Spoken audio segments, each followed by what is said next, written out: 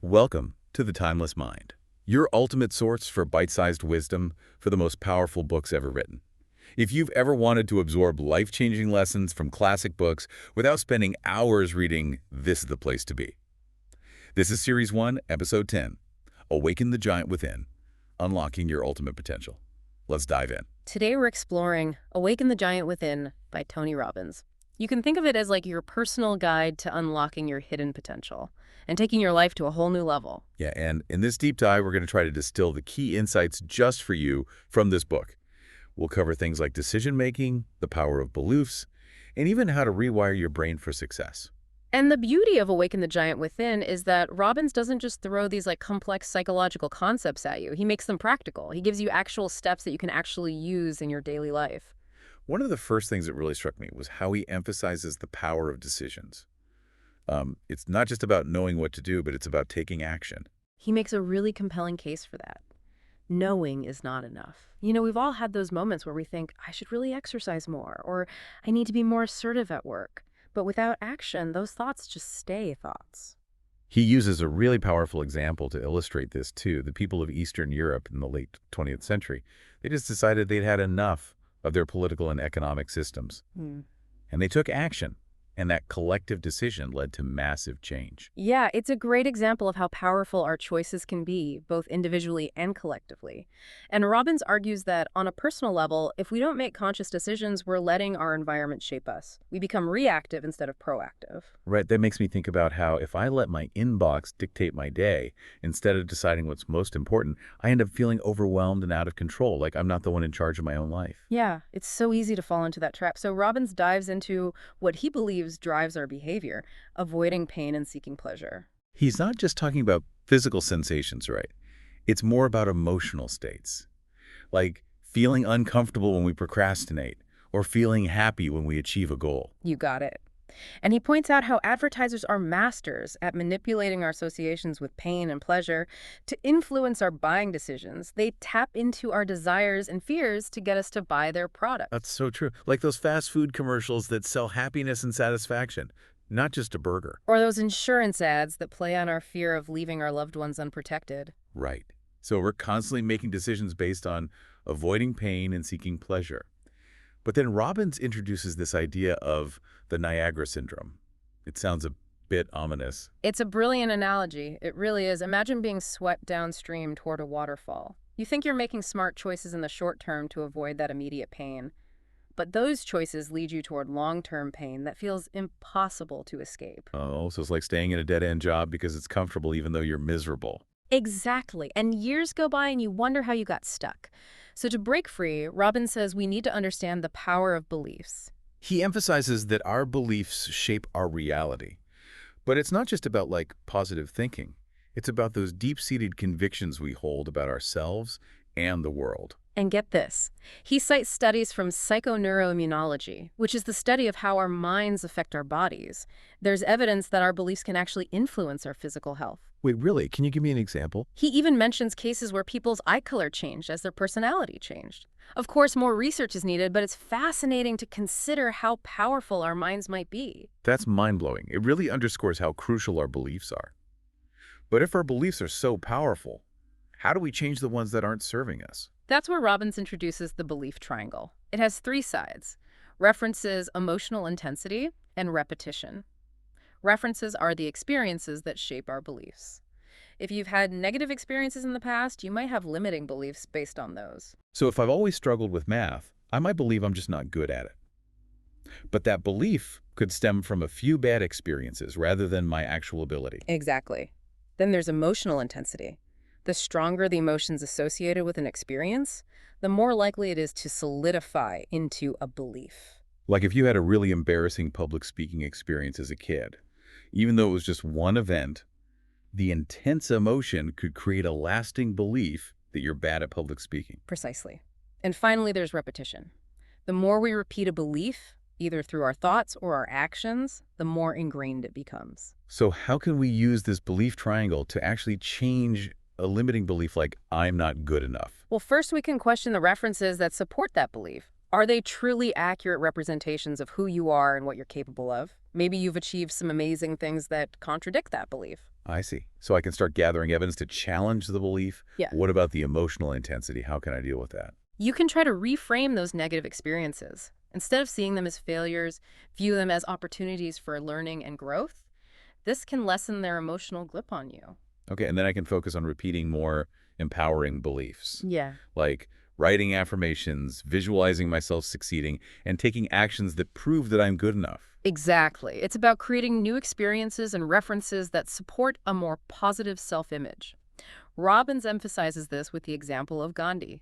His unwavering belief in nonviolent resistance, even when faced with immense opposition, ultimately led to incredible change. It's a powerful reminder that even seemingly impossible beliefs can become reality when we combine them with unwavering faith and action.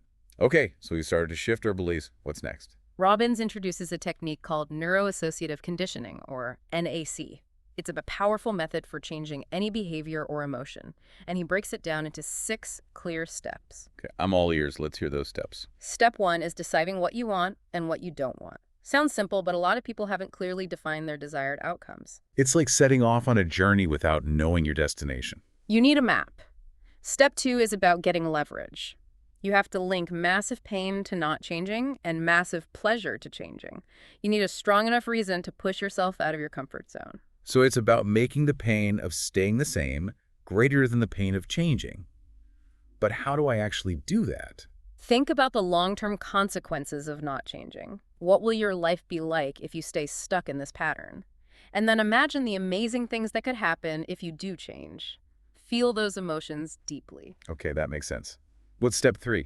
Step 3 is to interrupt the limiting pattern. This is about disrupting the old way of thinking or behaving. You need to shake things up and create a mental break. So what would an example of that be, like if I wanted to stop procrastinating? You could try removing distractions from your environment, setting a timer for focused work, or even visualizing a stop sign every time you feel the urge to procrastinate. It's about breaking the old neural pathways. That's clever. So step 4 is?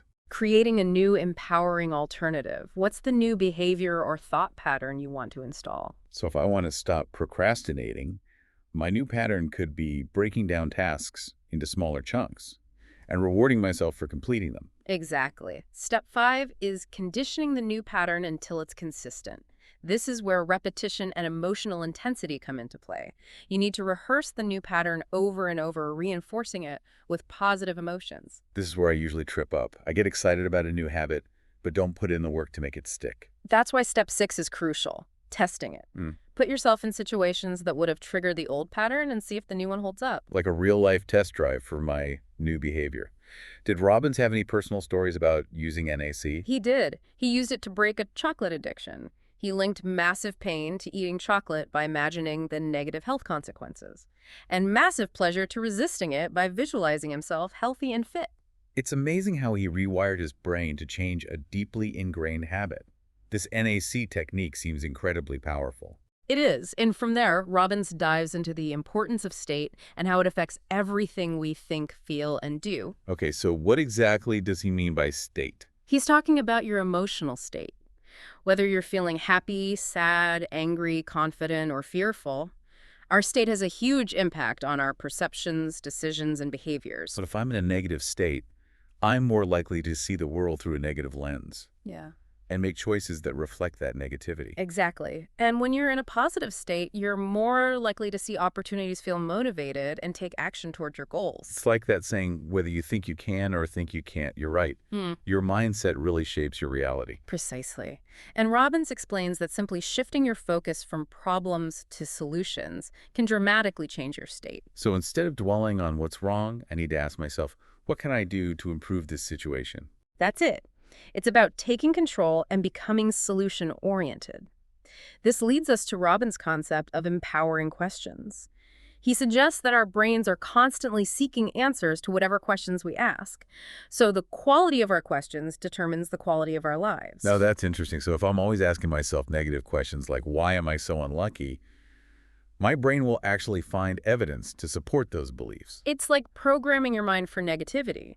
But if you start asking empowering questions like, what am I grateful for, or what's great about this situation, your brain will shift its focus and look for positive answers. So it's about retraining my mind to look for the good instead of dwelling on the bad. You nailed it. And Robbins doesn't stop there. He goes on to discuss how language impacts our emotional states with his concept of transformational vocabulary. Okay, I'm intrigued. What's transformational vocabulary all about? It's the idea that the words we use to describe our emotions actually affect how we experience them. Saying, I'm furious will likely intensify your anger more than saying, I'm a bit annoyed. So it's not about being politically correct, but about choosing words that help us manage our emotions effectively. Right. He tells a story about a CEO who would get really angry every time he used the word overwhelmed to describe his stress. The word itself became a trigger for his anger. Exactly. So Robbins suggests creating a list of empowering words to use instead of those disempowering ones. For example, instead of saying, I'm devastated, try saying, I'm disappointed, but I'm going to learn from this experience. It's about choosing words that help you move forward instead of getting stuck in negative emotions. Precisely. This is also fascinating. We've covered so much ground already. What else does Robbins have in store for us in Awaken the Giant Within? Well, next he explores the concept of life metaphors and how they shape our perceptions and experiences. Okay, this sounds intriguing. What exactly are life metaphors? They're the symbolic representations we use to understand and interpret our lives. Like, life is a journey or life is a battle. And Robbins believes these metaphors have a big impact on our emotional states and behaviors. Absolutely. He uses the weight of the world metaphor as an example. If you feel like you're constantly carrying that weight, you're likely to feel stressed and burdened. But if you shift your metaphor to something lighter, like life is a dance, you might feel more carefree and joyful. Exactly. Robbins suggests that by consciously choosing empowering metaphors, we can actually transform our emotional experience of life. So instead of feeling like I'm constantly fighting an uphill battle, I can choose to see life as an adventure full of possibilities. That's the idea. And from there, Robbins reframes negative emotions as what he calls action signals. Okay, that's a powerful shift in perspective. How does he define action signals? He sees them as messages from our emotions guiding us to take action and change. Instead of suppressing or ignoring them, we need to understand their message and respond accordingly. So instead of seeing anger as a bad emotion, I can view it as a signal that something needs to change. Exactly. And he outlines specific action signals and their messages. For example, discomfort signals that you need to change something. Fear signals that you need to prepare or be cautious. Hurt signals that you need to nurture yourself and communicate your needs. This is such a helpful framework. It's like having an internal compass guiding me toward a more fulfilling life. That's exactly what Robbins wants, to help you see your emotions as allies, not enemies. This is also insightful. What else does Robbins explore in Awaken the Giant Within? Well, next he dives into the importance of setting compelling goals. He suggests that goals are crucial for pushing us beyond our limits and reaching our full potential. And he emphasizes that goals should be big enough to inspire us, even if they seem impossible at first. Right. He shares a story about O.J. Simpson setting the goal to break Jim Brown's football records as a young boy. Even then, Simpson had a clear vision of what he wanted, and that vision fueled his determination. It's a reminder that we need to dream big and not let fear hold us back. Precisely. And from there, Robbins explores the importance of values and rules in creating a fulfilling life. Okay, let's dive into this. How does he define values and rules? He defines values as the emotional states we most desire. They're the guiding principles that shape our decisions and actions. Rules, on the other hand, are the beliefs we hold about what must happen for us to feel like our values are being met. So if someone values love, their rule for feeling loved might be, my partner needs to tell me they love me every day. Exactly. And Robbins points out that many of our rules are unconscious and can be pretty arbitrary. We might have adopted them from our parents, our culture, or even past experiences. And if those rules are unrealistic or based on limiting beliefs, they can actually prevent us from experiencing the emotions we desire. That's the problem. So he encourages us to examine our values and rules and make sure they're aligned with our true desires and are supporting our well-being. It's like taking inventory of my internal operating system Yeah, and making sure it's running smoothly. that's a great analogy. Robbins then talks about understanding our moving toward values, which are the feelings we want to experience, and our moving away from values, which are the feelings we want to avoid. So someone might be moving towards love, joy, and success, while moving away from fear, rejection, and failure. Right. Robbins argues that by understanding our values hierarchy, we can gain deeper insights into our motivations and behaviors. If I'm constantly making choices that lead me away from what I truly value, it might be time to reevaluate my priorities. Exactly. Robbins believes that real fulfillment comes from living in alignment with our deepest values. This is all so powerful. It's like having a roadmap for creating a life that feels authentic and meaningful. That's the goal. Robbins wants to empower you to become the architect of your own destiny. And speaking of creating the life we want, he then delves into mastering our time. Time management. Something I'm always trying to improve. What's Yeah. Robin's take on this? He starts by reminding us that time is a mental construct. Our experience of time is relative and greatly influenced by our focus. Remember those times when you're engrossed in something you enjoy? Time flies by. Oh, absolutely. It's like when I'm reading a captivating book or having a great conversation with a friend, I completely lose track of time. Exactly. But then think about those times when you're bored or anxious. Time seems to drag on forever. Oof, like waiting for an appointment or stuck in traffic, every minute feels like an eternity. That's what Robbins is talking about. He points out that if we're constantly focused on the past, rehashing old hurts or dwelling on regrets, we're stuck in a negative time warp. And if we're constantly worrying about the future, anticipating problems that haven't even happened, we're robbing ourselves of the joy of the present moment. So it's about being mindful of where my attention is focused and choosing to spend my time in ways that are aligned with my values and goals. You got it. And he introduces the concept of time distortion, which is how our emotional state can alter our perception of time. So if I'm feeling stressed or overwhelmed, time seems to speed up, which makes me feel even more pressured. Exactly. And conversely, when you're feeling calm and relaxed, time seems to slow down, allowing you to savor the moment. It's like when you're on vacation and you finally unplug and unwind. The days feel longer and you have more time to appreciate the simple things. That's the feeling. Robbins encourages us to become aware of how our emotional state affects our experience of time, and to cultivate states of calm and presence that allow us to truly savor life. Okay, so we've covered a lot of ground. Decision-making beliefs, neuroassociative conditioning, the impact of state and language, the power of metaphors, the guiding messages of action signals the importance of setting goals, the foundation of values and rules, and now the mastery of time. What else does Robbins cover in Awaken the Giant Within? He then shifts to the profound impact of contribution on our sense of purpose and fulfillment. This is something I feel strongly about. What does Robbins say about contribution? He believes that contributing to something greater than ourselves is essential for a truly meaningful life. He defines a hero as someone who courageously contributes under challenging circumstances, acts unselfishly, and demands more from themselves than others would expect. So it's not about saving the world single-handedly, but about those everyday acts of kindness, compassion, and generosity that make a difference in the lives of others. Exactly. It could be volunteering your time, donating to a cause, or just being there for a friend in need.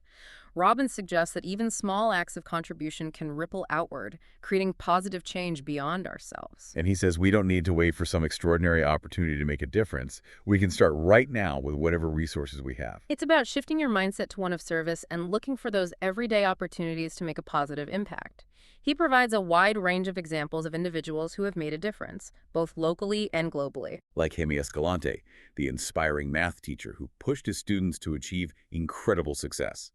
And H. Ross Perot, the businessman who orchestrated a daring rescue mission to free his employees from an Iranian prison. Those stories are incredible. They remind us that each of us has the potential to be a hero in our own way, and Robbins encourages us to embrace that potential and step up to make a difference however we can. He also addresses some of the big challenges facing our world today: poverty, homelessness, gang violence, environmental degradation. But he doesn't just present the problems, he offers practical solutions and emphasizes the power of individual action to create change. Instead of feeling overwhelmed by the scale of these problems, he wants us to focus on what we can control and take action within our own spheres of influence. It's about making a difference one step at a time. So what kind of individual actions does he suggest? He believes even small changes in our behavior can have a significant impact. He talks about reducing meat consumption to conserve resources and supporting organizations working to protect the environment. He even suggests that if every American contributed just 5 hours a week to a cause they care about, it would be a massive force for good. It's a powerful reminder that collective action fueled by individual commitment can truly transform our world. Robbins challenges us to step up and become the change we want to see. That's right. Wow, we've covered so much in Awaken the Giant Within. What's Robbins's ultimate message in this book? He brings it all together by emphasizing the importance of taking action and putting these ideas into practice in our lives. Right. It's not enough to just feel inspired. We need to take action. Exactly. And he reminds us that the journey of personal transformation is ongoing. It's about constantly challenging ourselves to grow, to push our limits, and to live with passion, purpose, and meaning. So Awaken the Giant Within is more than a self-help book. It's a call to action, a blueprint for creating an extraordinary life. It is. And Robin provides a wealth of tools and strategies to help us along the way. This has been such an amazing deep dive into Awaken the Giant Within. I feel so pumped to take action and implement these principles in my life. What about you? Me too. And remember, we've only scratched the surface. There's so much more to explore and discover in this book. It's really inspiring to hear how Robbins defines a hero. It's not just about grand gestures, but about those everyday acts of kindness and generosity. Yeah, that's what makes it so accessible, I think, for all of us, that we can all strive to be heroes in our own way. And he provides so many examples of people who are making a difference in all kinds of ways. It's like he's saying, look, here's proof that anyone can make a positive impact. Yeah, it's definitely a call to action. You know, he doesn't want us to just read this book and feel good. He wants us to get out there and do something. Which brings us back to this idea of taking control of our own lives. Earlier, we talked about decisions and how they shape our destiny. But what about those areas where we feel like we don't have much control? Like how we experience time, for example. Ah, yes. Time. It's something we all have the same amount of, yet it often feels like there's never enough. And Robbins dives into this really fascinating concept of time distortion. Time distortion, what's that all about? It's this idea that our emotional state can actually affect how we perceive time. Think about it. When you're stressed or anxious, time seems to speed up, right? Totally. Like when you have a deadline looming and every minute feels precious. But on the flip side, when you're relaxed and enjoying yourself, time seems to slow down. It's like when you're on vacation and those long, lazy days just seem to stretch out forever. Exactly. So Robbins points out that if we're constantly focused on the past, replaying old hurts or dwelling on regrets, we're essentially creating our own negative time warp. And if we're always worrying about the future, anticipating problems that haven't even happened yet, we're missing out on the present moment. Right. He makes a very compelling case for being present and mindful of where we're focusing our attention, because if we're not careful, time can slip away from us. So how can we use this idea of time distortion to our advantage? Well, Robbins encourages us to become more aware of how our emotional state is affecting our experience of time. He suggests that by cultivating states of calm and presence, we can actually slow down time and savor those precious moments. So it's not just about managing our time on a practical level. It's about managing our emotional state so that we can experience time more fully. Yeah, that's a great way to put it. It's about being present, being mindful, and appreciating the richness of each moment. This is all so fascinating. But I have to admit, sometimes I feel like I'm being pulled in so many different directions. Work, family, personal goals. It's hard to know where to focus my energy. I hear you. That's where Robbins' concept of values comes into play. He argues that understanding our values is crucial for creating a life that feels truly fulfilling. Okay, remind me again. How does Robbins define values? He defines values as those emotional states we desire most. They're the guiding principles that shape our decisions and actions. So things like love, joy, security, freedom. Exactly. Those are all examples of values. And Robbins suggests that we each have a hierarchy of values. Some are more important to us than others. So it's about figuring out what truly matters most to me, and then making sure my actions are aligned with those values. Precisely. And he also talks about rules. The beliefs we have about what must happen in order for us to feel like our values are being met. So if I value love, my rule might be, my partner needs to express their love for me verbally every day. Yeah, that's a good example. And Robbins points out that many of our rules are unconscious and can be quite arbitrary. We might have adopted them from our parents, our culture, or even past experiences. So they might not even be serving us. Yeah. We could be setting ourselves up for disappointment by clinging to rules that are unrealistic or based on limiting beliefs. Exactly. That's why he encourages us to examine our rules and see if they're truly supporting our values or if they're actually getting in the way. It's like those rules we create for ourselves around success, like I'll only be successful if I make a certain amount of money, or I'll only be happy when I achieve this particular goal. Right, those kinds of rules can really trap us in a cycle of striving and never feeling quite good enough. So how do we rewrite those rules? Robbins suggests that we start by identifying our core values, those emotional states that are most important to us, and then we can create new rules that are aligned with those values and support our overall well-being. So instead of saying, I'll only be successful if I make $1 million, I could shift my rule to, I'm successful when I'm using my talents to make a positive impact and create a life I love. Yeah, that's a great example of reframing a rule to be more empowering and supportive of your values. This is all so helpful. It's like I'm starting to see my life through a whole new lens, one that's focused on what truly matters most. That's the power of Awaken the Giant Within. It's about empowering you to take control of your thoughts, your emotions, your beliefs, and ultimately your destiny. And speaking of destiny, one of the things that stood out to me was Robin's emphasis on taking action. He doesn't want us to just sit around and think about all this stuff. He wants us to put it into practice. Absolutely. He's all about taking action and creating lasting change. So what are some of the key takeaways we can apply to our lives starting today? Well, first and foremost, remember the power of decisions. Every choice we make, no matter how small, shapes our future.